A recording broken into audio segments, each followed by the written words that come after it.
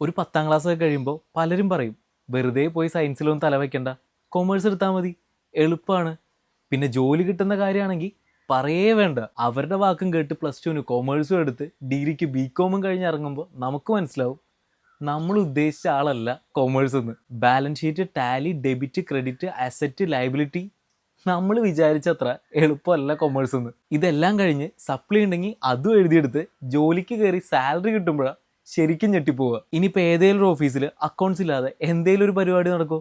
ഇല്ല. നമ്മൾ വിചാരിക്കും കുറേ എക്സ്പീരിയൻസ് ആയി കഴിഞ്ഞാൽ രക്ഷപ്പെടുമെന്ന്. പക്ഷേ എക്സ്പീരിയൻസ് ആവാനായിട്ട് അതൊരു കാത്തിരിപ്പാണ്. ഇനിയിപ്പോൾ ആരുടെയും ഓഫീസിൽ ഒരു പെട്രോൾ അടിച്ച ബില്ലോ എന്തെങ്കിലും കണക്കോ ചോദിച്ചാൽ ഇതുപോലെ പ്രാക്ക് കേൾക്കുന്ന ഡിപ്പാർട്ട്മെന്റ് വേറെ ഉണ്ടാവില്ല. ഇതൊന്നുമല്ലാതെ +2 സയൻസും എടുത്ത് ഡിഗ്രിക്ക് ബികോമും എടുത്ത് ഇതായിട്ടൊന്നും യാതൊരു ബന്ധമില്ലാത്ത ജോലി ചെയ്യാൻ പറ്റുമോ? ഞങ്ങൾ കൊമേഴ്സുകാർക്ക് പറ്റും. കൊമേഴ്സ് അത്ര എളുപ്പമല്ല, നമ്മൾ വിചാരിക്കുന്ന പോലത്തെ ഒരാളും അല്ല.